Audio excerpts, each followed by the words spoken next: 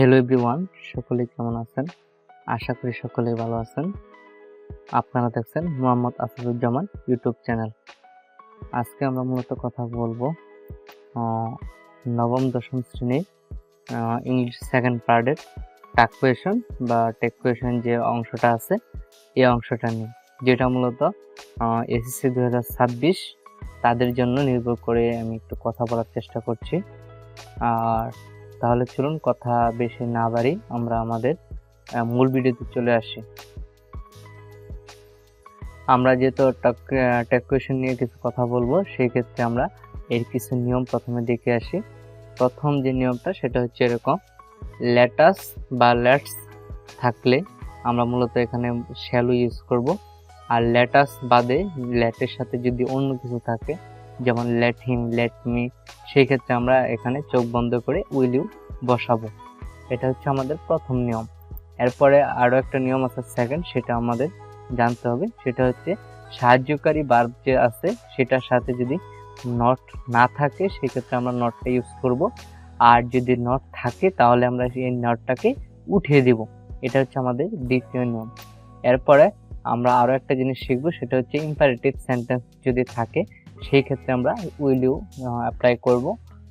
Imperative sentence বলতে আসলে আমরা সেন্টেন্সের অংশ দেখেছিলাম যে সেন্টেন্সগুলো মূলত মূল ভার্ব দ্বারা স্টার্ট হয় সেগুলো মূলত ইম্পারেটিভ সেন্টেন্স হিসেবে কাউন্টে আসে। আশা করি সকলে বিষয়টা বুঝতে পারছেন। এখন যদি এরপরে এই পার্টটুকু কারো কোনো কনফিউজ থাকে বা বুঝতে অসুবিধা হয়, অবশ্যই আমাকে কমেন্টের মাধ্যমে জানাবেন, তাহলে আমি এটা নিয়ে পরবর্তীতে বিস্তারিত আরও কথা বলার চেষ্টা করব। যাই হোক, এখন আমরা মূলত যে তিনটা রুলস আছে এটার উপর ভিত্তি করে কিছু এক্সারসাইজ দেখি যে আমরা আসলে মূলত আনসারগুলো করতে পারি কিনা। দেখেন, আমাদের প্রথম যে এক্সারসাইজটা সেটা হচ্ছে এরকম, let us have a walk outside the farm. এখন দেখেন এখানে লেটাস আছে, সেক্ষেত্রে আমরা বলেছিলাম যে লেটাস থাকলে এখানে আমাদের উত্তরে লিখতে হবে শ্যালো, তাহলে আমাদের প্রথম আনসারটা হয়ে গেছে। এরপর দেখেন এখানে আরো বলা হয়েছে যে I am in the habit of walking every morning. এখানে দেখেন অক্সিলারি ভার্ব হিসেবে এখানে এম ইউজ করা হয়েছে। আর এই এম এর সাথে যেহেতু নট নাই, সেক্ষেত্রে আমাদের এখানে নট ইউজ করতে হবে। আর আমরা মূলত সকলে জানি যে এম নটের পরিবর্তে সংক্ষিপ্ত রূপ হিসেবে আমরা আরএনট ইউজ করি, সেই ক্ষেত্রে আমরা এখানে আরএনট ইউজ করব। আর এখানে যেহেতু সাবজেক্ট হিসাবে কি আছে, আই আছে, সেক্ষেত্রে আমরা এখানে আইটা প্রনাউন হিসাবে নিয়ে আসবো, সেটা হচ্ছে কি আরএনট আই। আশা করি এটা আনসারটাকে বুঝতে পারছেন। এরপর হচ্ছে দেখেন, morning entertains us with fresh air. এখানে দেখেন ইন্টারটেন্স, এই যে এখানে এস আছে, অর্থাৎ ভার্বের শেষে এস বা ইএস থাকে। আমরা জানি যে প্রেজেন্ট ইনডিফিনিট টেন্সে যদি এটা কি হয়, থার্ড পারসন সিঙ্গুলার নাম্বার হয়।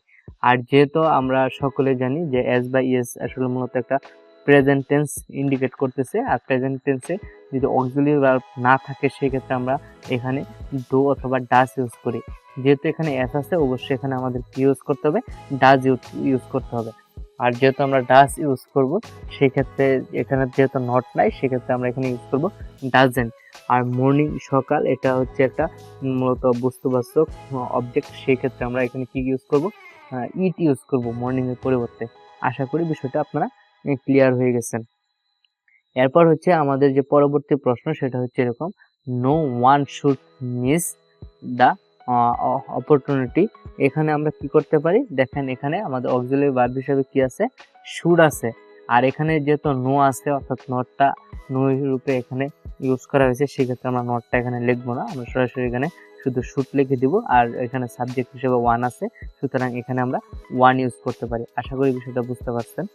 এরপরে দেখেন যে পরের যে বাক্যটা সেটা হচ্ছে এরকম, have a try to from this habit of morning walk. এখানে দেখেন হ্যাভ হচ্ছে একটা মূলত ভার্ব, এবং সেই ভার্ব দিয়ে যেহেতু বাক্য শুরু হয়েছে, সুতরাং এটা একটা ইম্পারেটিভ সেন্টেন্স। আর ইম্পারেটিভ সেন্টেন্সের ক্ষেত্রে আমরা সকলেই জানি এখানে আমাদের রুলস অনুযায়ী কি হবে, উইল ইউ হবে, সেক্ষেত্রে আমরা এখানে উইল ইউ অ্যাপ্লাই করব। এরপর হচ্ছে এফ নাম্বার, সেটা বলা হয়েছে যে nothing is more pleasant than the memories of childhood. এখানে দেখেন নাথিংটা মূলত নো, এই যে নোটা মূলত নেগেটিভ অর্থে ইউজ হয়েছে বা নট অর্থে ইউজ হয়েছে, সেই ক্ষেত্রে আমাদের অক্সিলারি ভার্বে ইজের সাথে নটটা আমরা ইউজ করব না, সেক্ষেত্রে আমি এখানে ইজ ইউজ করব। আর যেহেতু বস্তুবাচক সাবজেক্ট হিসেবে নাথিংটা আনা হয়েছে, সেক্ষেত্রে আমরা এখানে ইট ইউজ করব, অর্থাৎ এটা আনসারটা আসবে কি ইজ ইট। আশা করি বিষয়টা আপনারা ক্লিয়ার হয়েছেন। এরপরে দেখেন এখানে লেখা আছে we hardly forget golden past. আমরা আরেকটা কথা বলে রাখি, হার্ডলি, স্কার্সলি, সেলডম এই ধরনের ওয়ার্ড যদি থাকে বাক্যে, তাহলে আমরা এটাকে নেগেটিভ অর্থ হিসাবে নিয়ে নিব, অর্থাৎ নট আছে এই অর্থে ব্যবহার করা হয় এই ওয়ার্ডগুলো। সেই ক্ষেত্রে আমরা কি করব, নটটা কি আর লিখবো না আনসারে। যাই হোক, আর ফরগেটটা মূলত এটা একটা প্রেজেন্ট ফর্ম ভার্বের, সেই ক্ষেত্রে আমরা এটাকে প্রেজেন্ট টেন্স কাউন্ট করতে পারি। আর প্রেজেন্ট টেন্সে যদি এস বাই এস না থাকে, সেই ক্ষেত্রে আমরা ডু ইউজ করতে পারি। সেই ক্ষেত্রে আমরা এখানে কি ইউজ করবো, ডু। আর এখানে কি সাবজেক্ট হিসেবে উই আছে, সেই ক্ষেত্রে আমরা ডু ইউজ করবো এখানে। আশা করি বিষয়টা আপনারা ক্লিয়ার হয়েছেন। এরপরেও যদি এই এক্সারসাইজগুলোতে কোনো অসুবিধা হয়, অবশ্যই আমাকে কমেন্টের মাধ্যমে জানাবেন। যেটা প্রবলেম হবে সেটা আমি প্রয়োজনে আবারও বুঝাবো। এরপর হচ্ছে আমরা আরও একটা এক্সারসাইজ দেখব, যেটার মাধ্যমে হয়তো আরও কিছু বিষয়টা আমাদের ক্লিয়ার হয়ে যাবে। যেমন এখানে আমাদের দ্বিতীয় নম্বরে যে এক্সারসাইজটা আনা হয়েছে সেটা হচ্ছে এরকম, the memories of childhood still attack me. এখন এখানে যদি আমরা একটু খেয়াল করি, যে এখানে স্টিল যে শব্দটা বা ওয়ার্ডটা আছে, সেটা মূলত হচ্ছে কি প্রেজেন্ট টেন্স হিসেবে আইছে। সেই ক্ষেত্রে আমরা সেখানে কি ইউজ করতে পারবো, ডু অথবা ডাস। যেহেতু এখানে স্টিলে এস ইউজ করা হয় না বা ইয়েস ইউজ করা হয় না, চোখ বন্ধ করে আমরা কি ইউজ করবো, ডু ইউজ করবো। আর যেহেতু এখানে নট নাই, সেক্ষেত্রে আমরা নটটা আনতে হবে, সেক্ষেত্রে আমি ডোন্ট ইউজ করতে পারতেছি। এরপর দ্য মেমোরিয়াস অফ চাইল্ডহুড, এটা মূলত কি এখানে প্লুরাল ফর্ম হিসেবে ইউজ করা হয়েছে, সুতরাং আমি এখানে দে ইউজ করব। এরপর হচ্ছে দেখেন, simple things are at the centre of attraction of child. এখানে দেখেন আমরা যদি একটু ভালো করে খেয়াল করি, এখানে আমাদের আর আছে, সেক্ষেত্রে যেহেতু নট নাই, সেক্ষেত্রে আমি নট ইউজ করব। তাহলে কি হবে, আরেন্ট হবে। এরপর হচ্ছে সিম্পল থিংস, এখানে এস আছে, সুতরাং এটা কি প্লুরাল ফর্ম, সেই ক্ষেত্রে আমি এখানে দে ইউজ করব। তাহলে এটার আনসার কি আসবে, আরেন্ট দে। এরপরে দেখেন যদি সি নাম্বারের দিকে আমরা একটু লক্ষ্য করি, তাহলে দেখতে পাবো যে when a man gross up he May love at those thing. এখন দেখেন এখানে মূলত অক্সিলারি ভার্ব হিসেবে মে ইউজ করা হয়েছে, অক্সিলারি মডাল ভার্ব হিসেবে, সেক্ষেত্রে আমরা এখানে মে নট ইউজ করতে পারবো। আর এখানে যেহেতু হি আছে সাবজেক্ট হিসেবে, আমরা হিটা ইউজ করব। এটা হচ্ছে এটার আনসার। এরপরে দেখেন আমরা যদি ডি নাম্বার দিকে একটু লক্ষ্য করি, তাহলে আমরা দেখতে পাবো যে এখানে বলা হয়েছে যে you surely fail if you fail to plan. এখানে দেখেন এই ফেলটা মূলত কি প্রেজেন্ট ফর্ম আসছে, আর প্রেজেন্ট ফর্মে আমরা জানি ডু অথবা ডাস হয়, যেহেতু এস নাই সুতরাং এখানে কি হবে, ডু হবে। এবং যেহেতু নেগেটিভ কোনো ওয়ার্ড নাই, সুতরাং এখানে কি হবে, ডু নট। আর হচ্ছে আমরা কি করব, সাবজেক্ট হিসাবে কি নিয়ে আসবো, ইউ নিয়ে আসবো। এটা হচ্ছে মূলত এটা আনসার। আশা করি বিষয়টা আপনারা ক্লিয়ার হয়েছেন। এরপরে যদি আমরা ই নাম্বারের দিকে একটু খেয়াল করি, তাহলে দেখতে পারবেন যে a good plan scarcely leads to fail. এখানে এস আছে, সুতরাং এখানে আমাদের ভার্বের অক্সিলারি ভার্ব হিসাবে আমরা এখানে কি নিয়ে আসতে পারি, এখানে আমরা ডাজ নিয়ে আসতে পারি।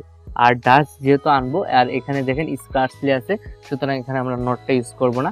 আর এক গুড প্ল্যান এটা একটা বস্তুবাচক জিনিস, আর সেই ক্ষেত্রে আমরা এখানে ইট ইউজ করব। তার মানে এটার আনসারটা কি আসবে, ডাজ ইট আসবে। এরপর হচ্ছে যে great people could do nothing without a plan of action.